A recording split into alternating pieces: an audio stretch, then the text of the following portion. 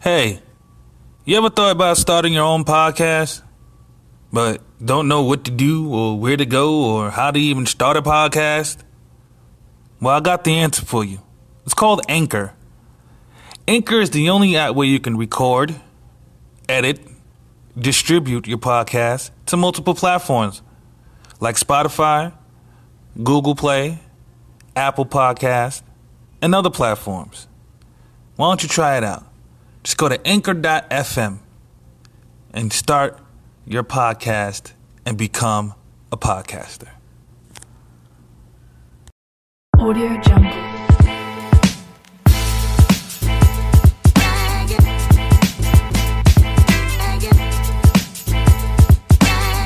Audio Jungle. What's going on, everybody?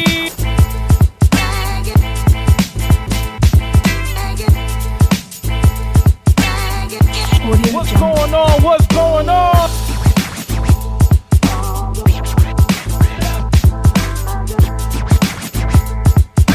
Stay loyal, stay righteous, stay true to yourself.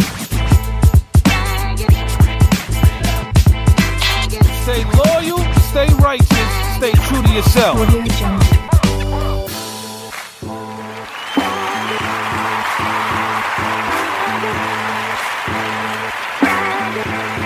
Audio Jungle.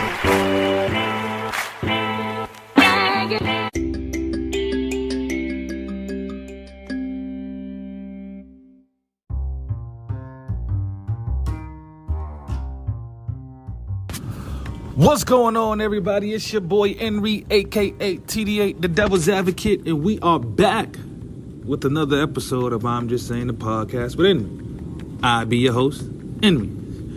And as you can see from the title, Who's Accountable?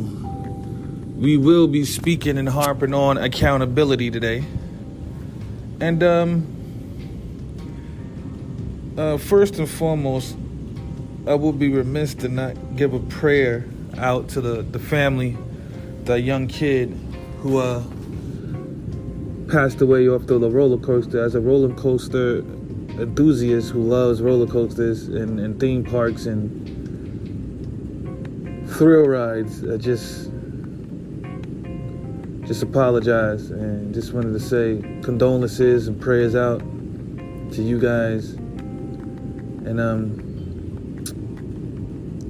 yeah, I had to get that out, man, because the kid was 14 years old, man. Like, my daughter's 17, so I could just imagine. She's older, so I could just imagine one of the most hardest things to deal with on earth is probably being a parent, having to bury your child. A parent should never have to bury their child. So I just wanted to get a moment of silence and send prayers out to them. Okay, we're speaking on accountability. And what sparked this conversation with me is there's a video on WorldStar. I don't know if anybody's familiar with, but there's a 12-year-old girl or 14-year-old. I forget their ages. No, it was a 12-year-old girl. And she was playing with a pistol, a gun, a handgun. I'm not too sure. Was she 12 or 14? She was either 12 or 14, and her male cousin was either 12 or 14. But it's still too young as hell. The video starts off with her pointing a gun, saying, "This is mine," and then all you heard was pop, right? And then after that, because once he fell, I guess she fell to the ground, and I guess she couldn't fathom, or her life flashed in front of her or whatever. But lo and behold, she pulled the trigger on herself. And I mean, there's so many different routes I can take this as far as accountability. I can start with the individuals themselves. It's just, oh God, this is really hard to talk about, but we have to, because this happens in our community every day. Y'all on social media, y'all on TikTok glorifying and being hype about having a gun in your hand and I woke up on the upstairs until somebody's dead. And then everybody wants to cry. I don't understand that. You a thug and everything until that gun go off. Right after that gun go off, you're like a crybaby. And we have to be more accountable as a community, glorifying guns. It's already difficult because we live in a country that glorifies guns. But even so, there's still ways to...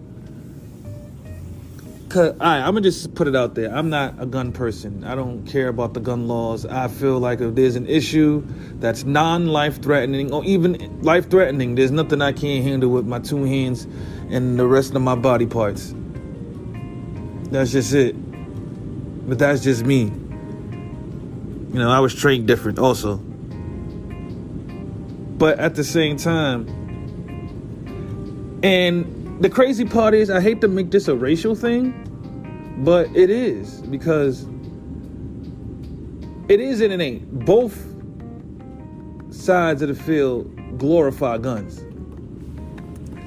But it seems to me, or listen, I could be wrong. I haven't visually seen. This is what I mean. My community has visually showed me bad things with the guns. Just to have a gun, to shoot at the ops, because it make no sense. That's what I've seen. This is what my community shows me on social media. But I see with my counterpart, they're teaching their kids at 6 or 7, protect yourself, hunt to feed yourself, living, surviving, but also this particular thing can kill, hurt, why it kills, how it hurts, etc. They explain everything down. Honestly speaking, my community, I ain't gonna hold you. If a 14-year-old has a gun in his hand, there's a 9 times out of 10 chance he didn't get it from his pops. And if he did get it from his pops don't know about it. That's the difference. There's lies, schemes, and all the other in between before that 14-year-old kid has that gun in their hand. The difference is if Tyrone gets arrested for a gun, they gonna ask the parents where he get the gun from. The parents ain't gonna know, and there's a legitimate chance that the parents really don't know. But little Jimmy, you ask his father, he gonna tell you, oh shit, he must have got that from my closet. That's my that. He knows where it's at. He has the paper. That's what I mean. Like, it's a difference, and we have to be more accountable in our community, bruh. There's no if that little girl didn't see other people on TikTok glorifying having a gun, holding a gun, and da-da-da-da-da, her little cousin and herself probably would still be here today. But I'm not stopping at this them, because I'm starting with them, the individuals, and our community. But I'm also moving on to the parents. Why is it that your kid has easy access to your weapon? Access easy enough to where they can end up with the gun in their hand and you wouldn't know. I ain't gonna hold you. If I had a gun in my house, every hour on the hour, if somebody was in the room or the circumference of where I know I can keep my gun, every half an hour, every 10 minutes, I'm gonna be over there checking the gun case. You heard what I said? Gun case. Gun case with a combination lock and a numeric code.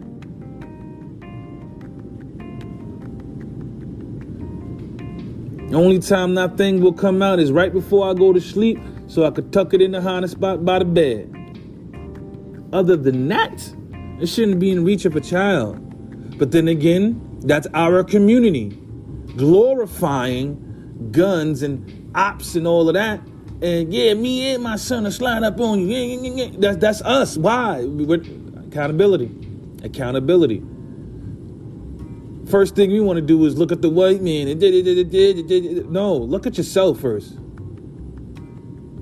There's a song that I wrote called "Live by the Gun, Die by the Gun," right? And one of the words, some of the lyrics in there says, "Why should they protect us when we don't protect ourselves?"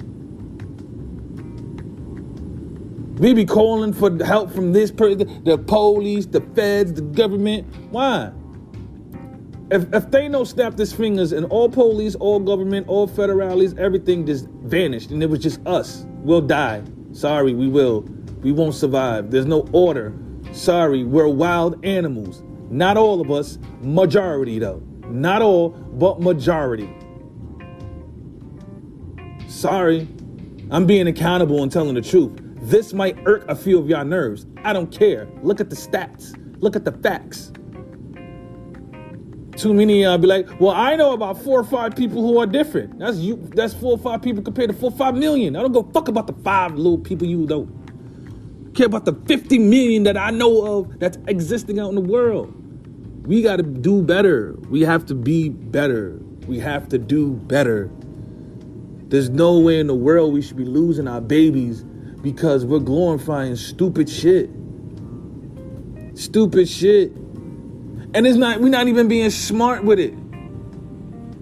Niggas want to be like Ghost on Power and all this other. You know what Ghost did on Power that none of you niggas do?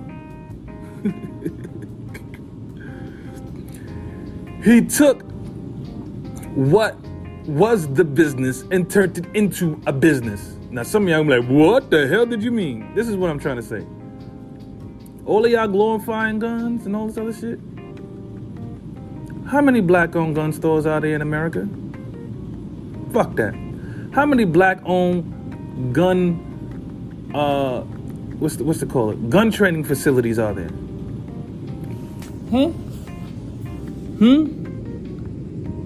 Want to do this the right way? Do it the right way. Want to glorify? There's a few on Instagram I'm starting to see. They are legal. They're black. They're they're legal to carry. They're certified. They got their carrier's license, everything. They follow the gun laws to the T of the states that they're in. And they're basically showing the younger, but it looks, it's 2022. So we have a start, but damn, bruh. It's been 2022 years. Accountability, y'all. Accountability. We got to do better for each other, for the future. We have to, y'all. We have to. We have to. We got to do better. We got to do better.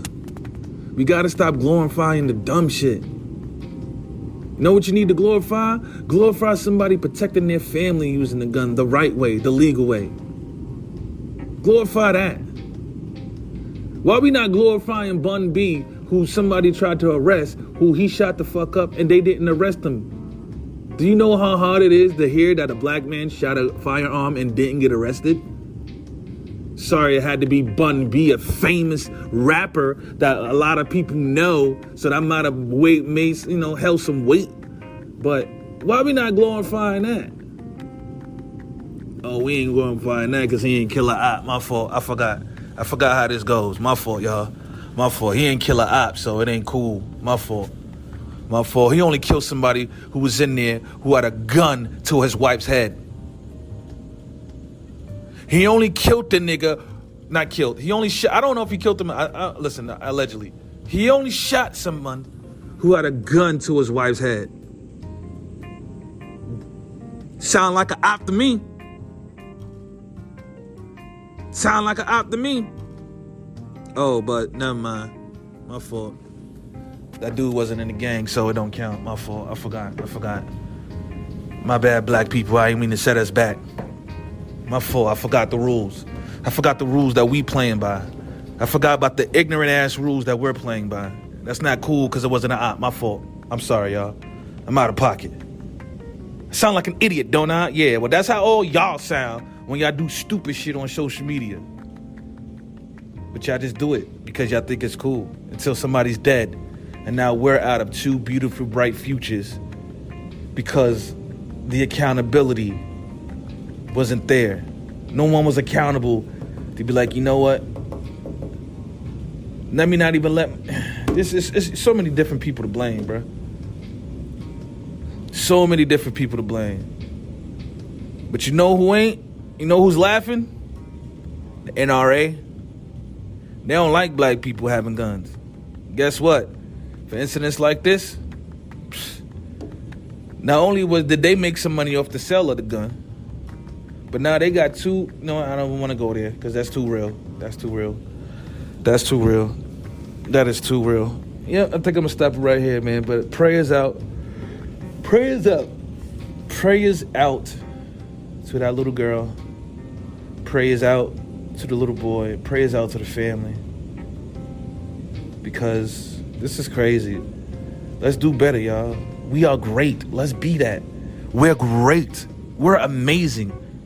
Let's be that. Alright? Please, y'all. Come on now. Come on, man. Please, let's be that.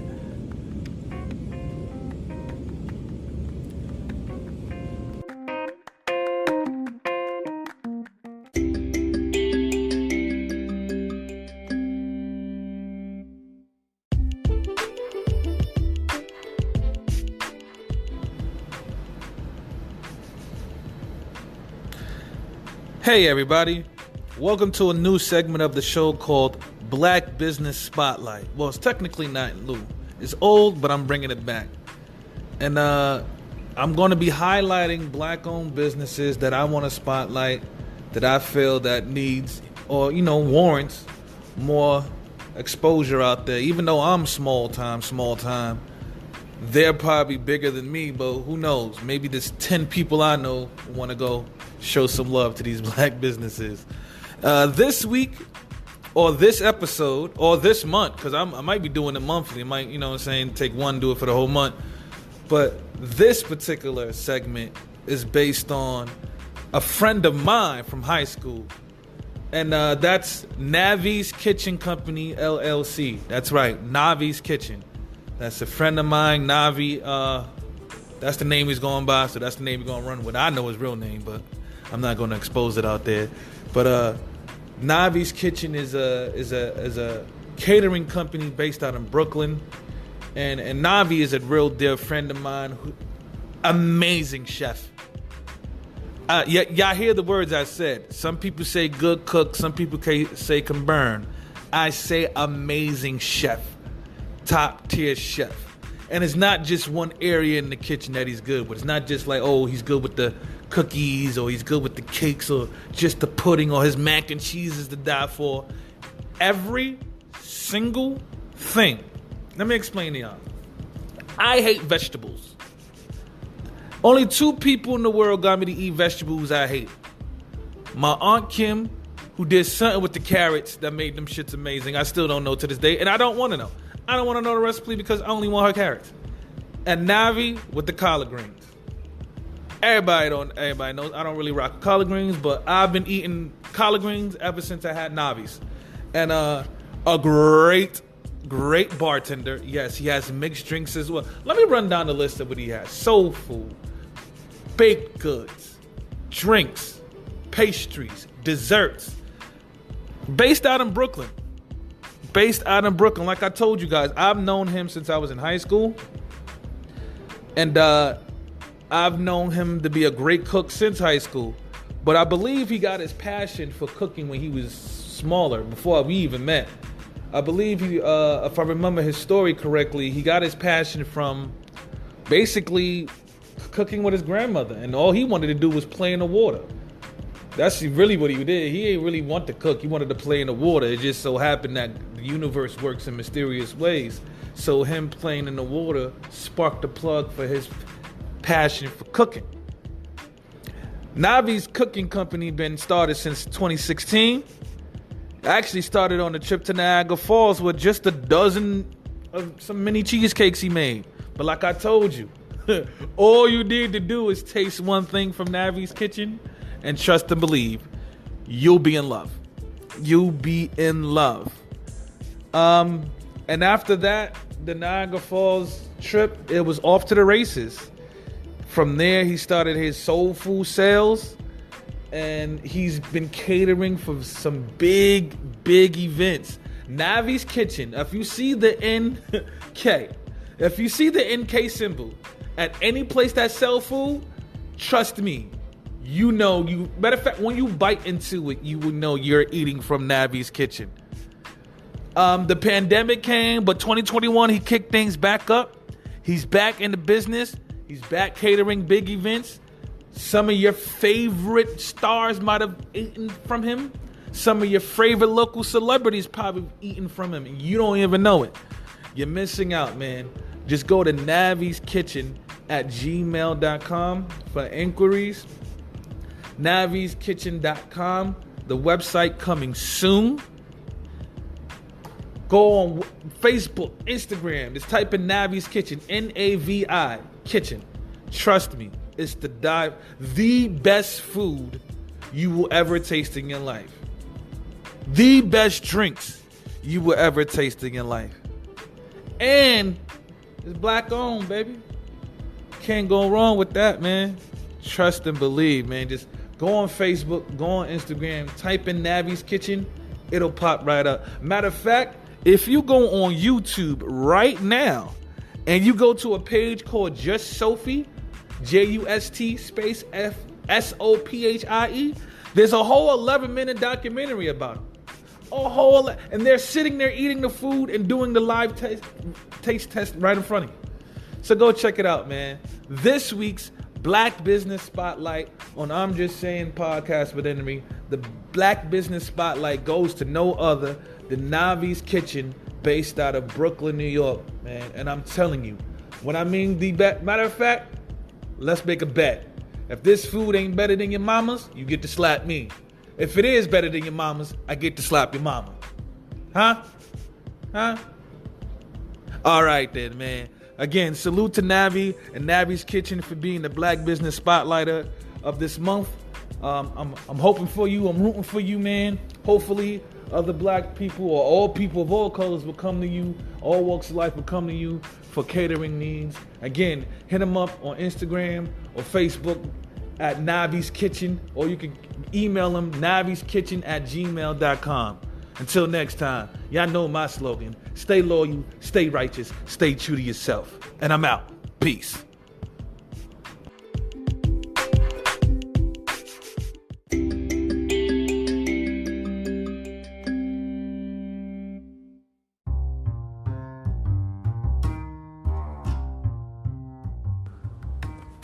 Hey, what's going on, y'all? Actually, no, I don't want to start it off like this, because this is a segment. That's right. It's not one full podcast all the way through. This will be part 2. And you was just about to get the introduction again for what when you heard the introduction in the first segment. So, since this is my first time doing segments, of course, you're going to get this little speech right here in the beginning of the segment. But normally, we'll just have a commercial and roll on through. But since we're on accountability, we're going to keep with that rollout. That's what I'm going to do. The whole episode is going to be about accountability. It's going to be like 3 or 4 different examples of me, breaking it down. But let's talk about the Will Smith situation. Now, I know everybody out there has got their own opinion. I know everybody out there has got their own feelings. I know everybody out there feels like this, feels like that, da-da-da-da-da-da-da-da-da-da. So let's break this situation down. For those who's been living under a rock, and I mean you had to be living under a rock, because before you hear this particular episode, this one right here, it's probably been like a week or 2 before this whole event happened. I'm more than likely late. I pre-record and I release afterwards. So, excuse me for that. But, for those who was living under a rock, this is what happened. We're at the Oscars. Chris Rock, the comedian, is about to present an award, but before he does, he comes out and he says a G.I. Jane joke to Will Smith's wife, Jada Pinkett Smith. Now, for those who have been living under 2 rocks, Jada Pinkett Smith has alopecia, which causes your hair to fall out, and she now has what you would consider in the hood a light Caesar or a medium Caesar, because it's like it's in between a dark Caesar and a light Caesar. But he said the joke. I believe Will was laughing when the joke was said. Then he turned to his left and realized his wife was not cool with it. Walks on stage while Chris is presenting, right on stage, and slaps the dog shit right out of Chris Rock. That's right. And then he proceeds to walk back. Chris Rock said, "Wow, so Will Smith just slapped the shit out of me." He was like, "Keep my wife's names out your effing mouth." He was like, "Really? Wow." He was like, "Keep my wife's name out your effing mouth." And he was like, "Okay, I will." Now, everybody has different perspective about how the situation went down, how it was handled, and I understand all sides. I'm going to give my side, my thoughts, but I'm going to also harp on both sides that I hear coming up. I hear that a lot of people saying that Will was wrong, and I understand how you guys can feel that Will Smith was wrong. Some people may feel that may not be the right place, right time. In the words of Kareem Abdul-Jabbar, you set us back as a people. They already think that we can't act a certain way when we're in certain places, and you just proved it. Plus, hey, listen, I understand that. Yes, I do. I understand how Tyler Perry and Denzel Washington went to console Will afterwards, let him know, hey, bruh, this ain't the time or the place for that. Could it, and I hear other people, I would have just did it backstage. I would have checked them backstage, da-da-da-da-da. And listen, I understand that. But I'll be lying to you guys if I also said that I didn't understand the fact that the people who felt that since you did it right there in front of my wife in public, then I'm going to address it right there in front of my wife in public. I can understand both sides. I can easily understand both sides. Now, there are people out there who think Chris Rock is wrong. For it's his camp is saying that he didn't know about the alopecia, but I really don't understand how, if quote unquote you and Will Smith are friends, and you know what I'm saying, she's had campaigns about this. Like, it's not like, who can I say? It's not like Macy Gray. Like, if Macy Gray had a alopecia, we may not know, because Macy Gray really ain't in. Nobody follows Macy Gray really. Like, we don't follow. We don't see. It's Thursday. Let's see what Macy up to. No, but people will be like, it's a Thursday. Let's see what Jada got on. So yes, but I'm not saying it couldn't happen. I'm not saying that he couldn't have missed all of the promotion she was doing to bring awareness to alopecia. We don't know, but people saying Chris Rock was wrong for talking on a sensitive subject. Now, I know there may be a few comedians who's going to listen to this, well, this comedy and da-da. Listen, all that shit went out the window when y'all started letting people change their sex. Yep, I said it. All these rules and regulations that we had went out the fucking window. Stop it. I hate people doing that. Y'all allow rules and regulations to go out the door another way, but no, let's keep this. No, there is no keeping it pure. You messed up. You fucked up when you let the alphabet people in, and you fucked up when you sit there and canceled Kevin Hart over a tweet.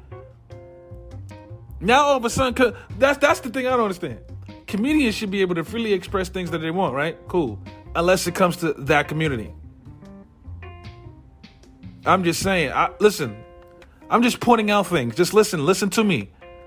I'm not giving you my opinion. My opinion comes at the end. Remember, this is not my opinion.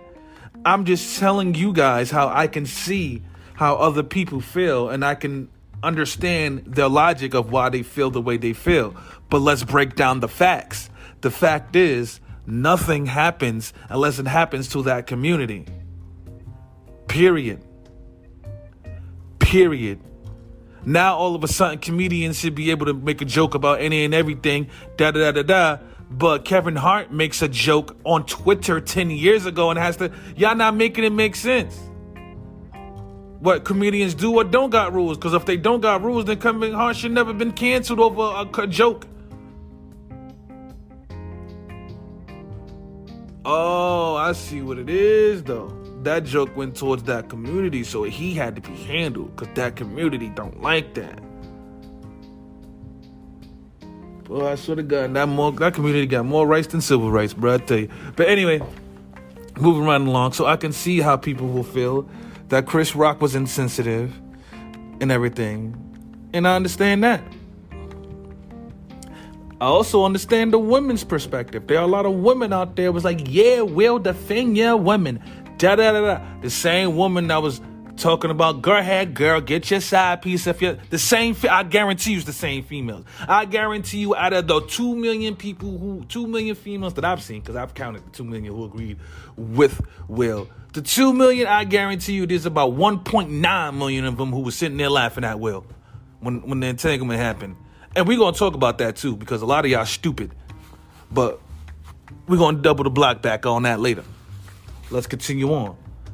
I understand the females that was like, go ahead, Will, defend your wife, defend black women, defend black kids. I understand and I respect that. I totally understand and respect it. And I get it. I understand. On the same time, I also understand the women who feel like Jada was out of order.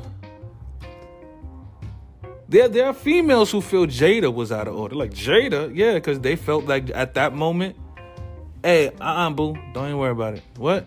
Nah, don't. Let him live. Let him live, Will. Sit down. Some females feel that should have been handled like that. There are a few females out there who feel like Jada should have grabbed her man by the arm. Like, no, baby, not right now. Not at this moment. Tonight is too big of a night. But no, it didn't happen. But I understand the females who agree with that as well. I honestly understand all parties, all sides. The ones who feel Chris was wrong, all right. The ones who feel Will was wrong, all right. And the ones who feel Jada was wrong, all right.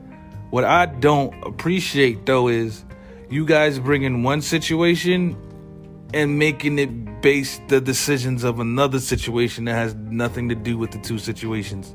If I confuse you, I'm going to break it down. What's happening right now, I am in the second floor, one of the phone booth offices, recording this podcast. Yesterday, I was in a conference room recording the same podcast. Yesterday's podcast recording has shit to do with today's podcast recording. Why? 2 different incidents, 2 different days, and honestly, there's going to be 2 different podcasts. Because I don't remember what I said yesterday. Or maybe that just was a bad example. That probably was just a bad example. But when he forgave her for the entanglement,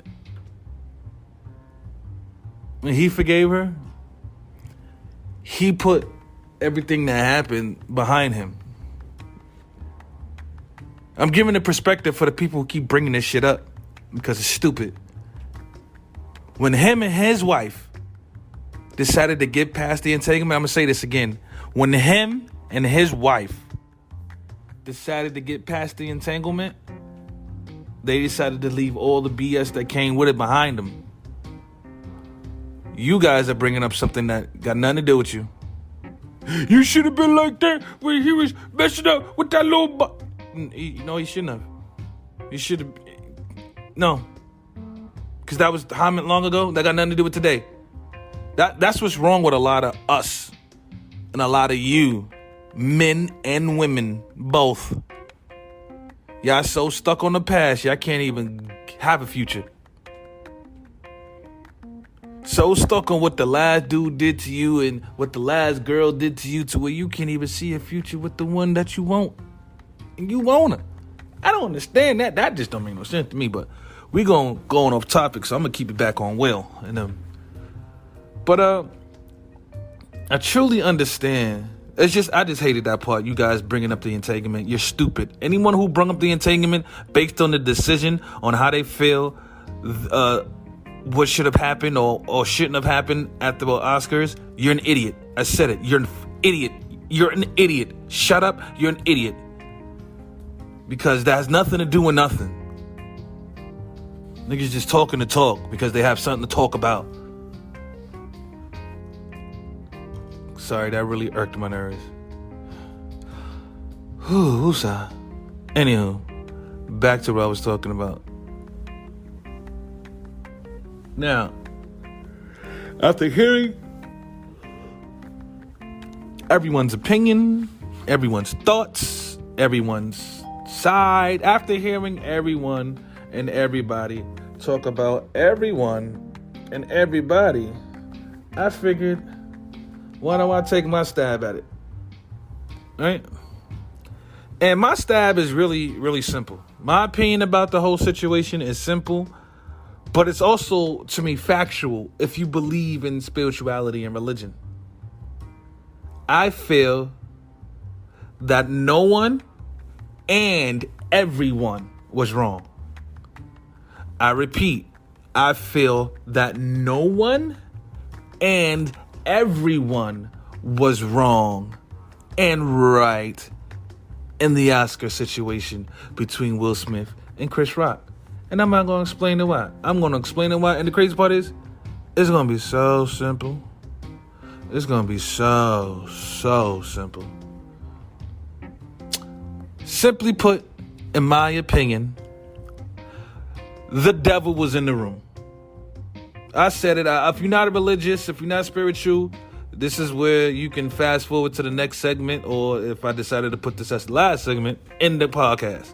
You can tell. You look at the time and see how much time is left. If it seems like there's enough time for me to throw another segment in here, then continue, just skip over to that. If not, in the podcast right now.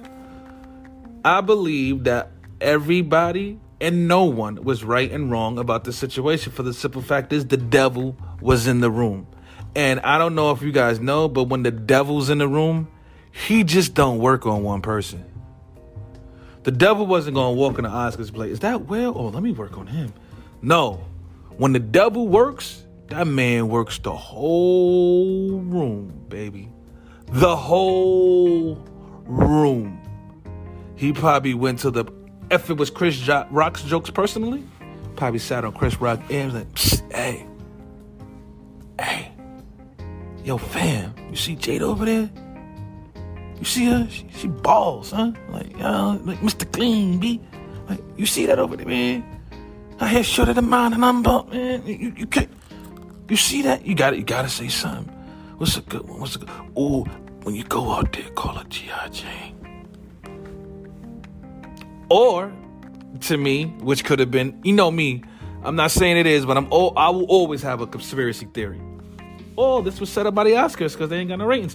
So they went to Chris. It was like, hey, yo, Chris. Da-da-da-da. And Chris was like, you know what?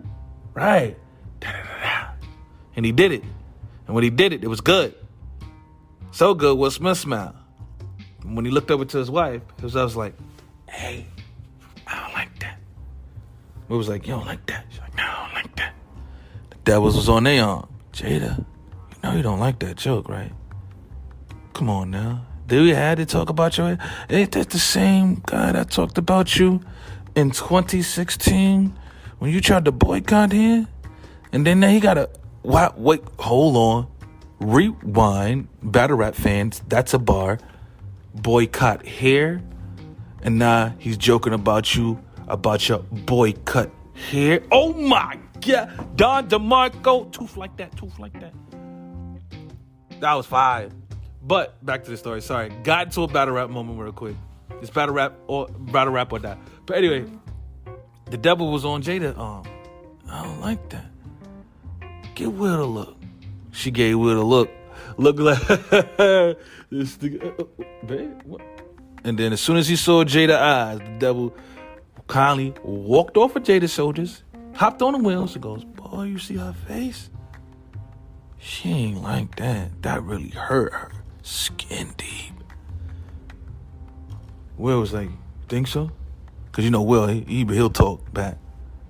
Yeah, I know so, man. She ain't liking this. You gotta go do something about that, bruh. Will like, but we at the Oscars. Devil like, but he did it at the Oscars. That's it. The devil was working the room. And when the devil's working the room, it's very, very hard. Very, very hard. The only person that lost that day was us spiritual fighters, us spiritual warriors. We lost. The devil won that battle right there. Now, only thing we can do right now, regroup, re-ammo up, and try to continue to fight and win this war. But everybody was wrong last night because the devil was working the room. And he did what he wanted to do he did what he wanted to do at the Oscars. I keep saying last night as if y'all gonna hear it. But he did what he wanted to do at the Oscars, man. The devil worked the room. Got it in there, got up out of there. Got a viral moment. Now we got to deal with this shit. But moving right along to the next segment I will be talking about. You'll just catch it on the segment. But you know what's coming. Here comes an ad.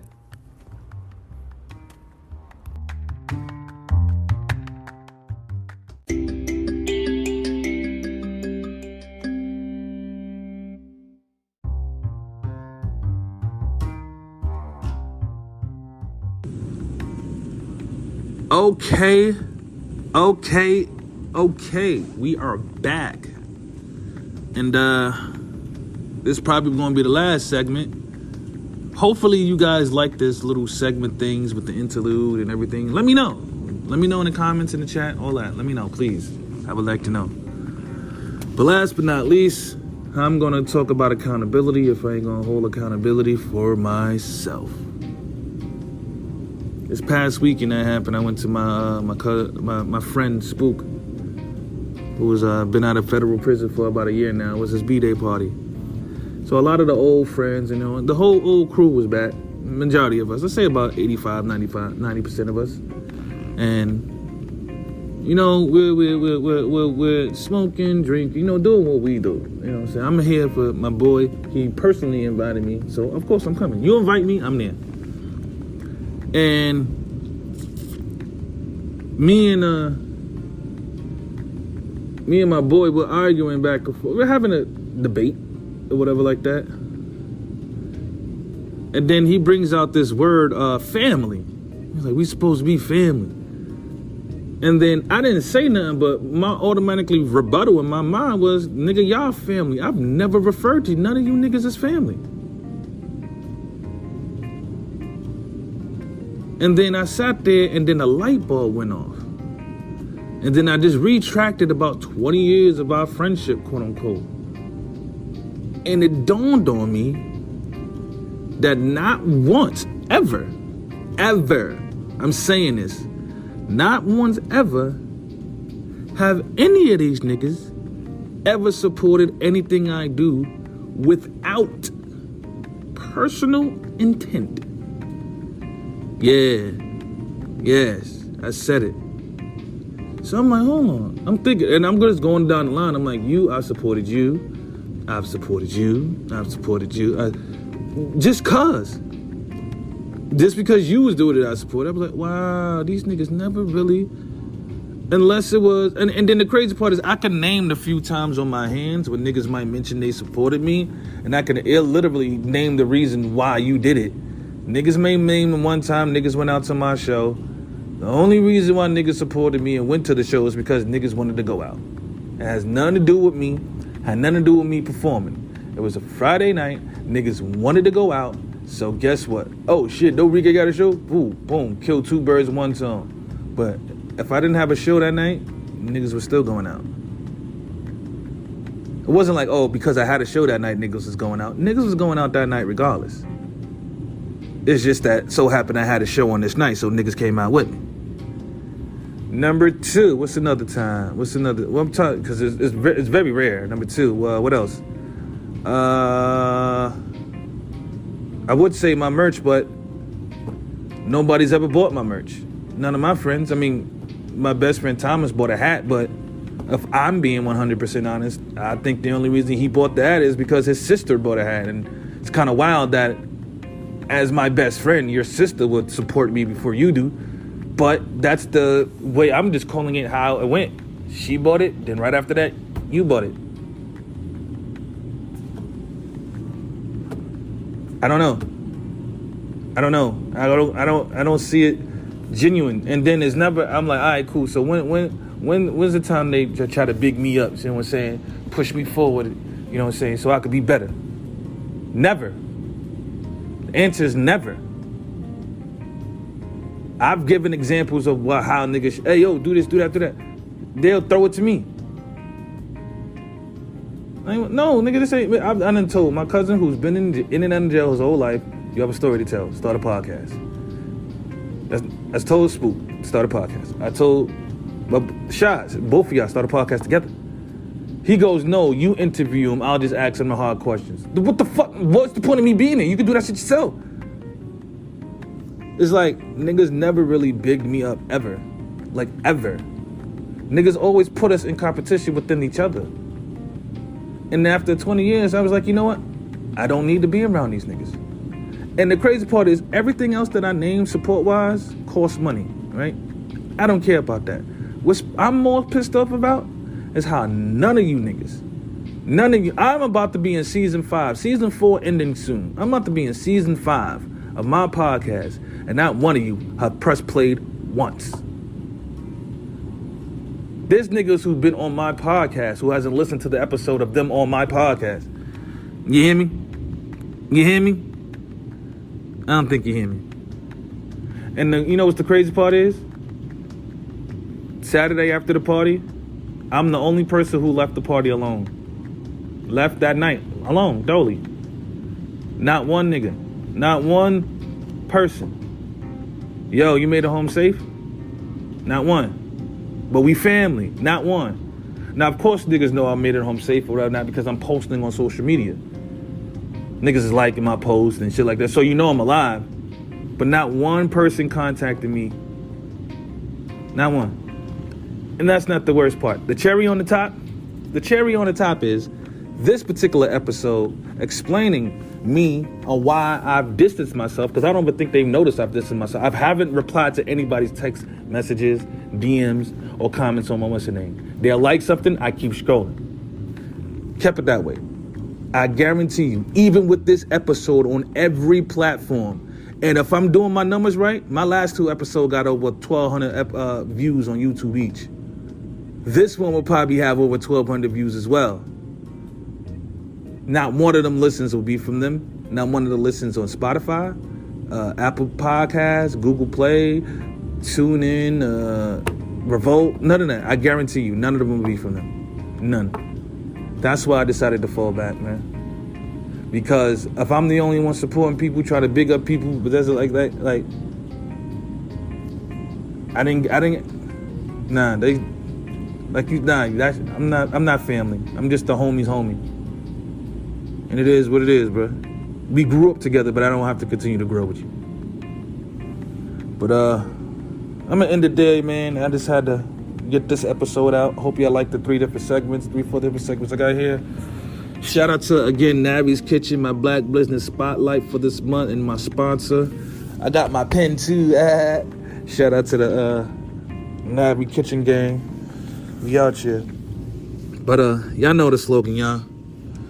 Hope y'all enjoyed the show. Please share it. Please leave comments. And y'all know my slogan, man. Until next time, stay loyal, stay righteous. Most importantly, stay true to yourself. And I'm out. Peace.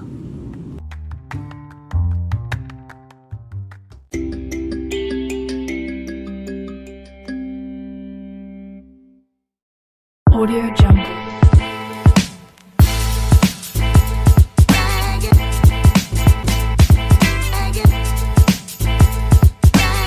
Audio Jungle. What's going on, everybody?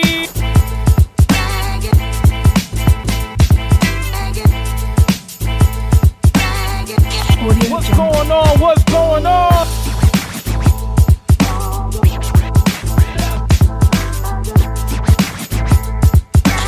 Stay loyal, stay righteous, stay true to yourself.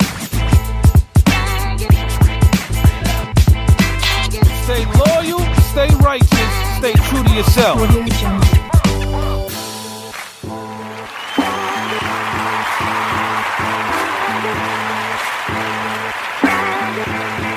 Audio Jungle.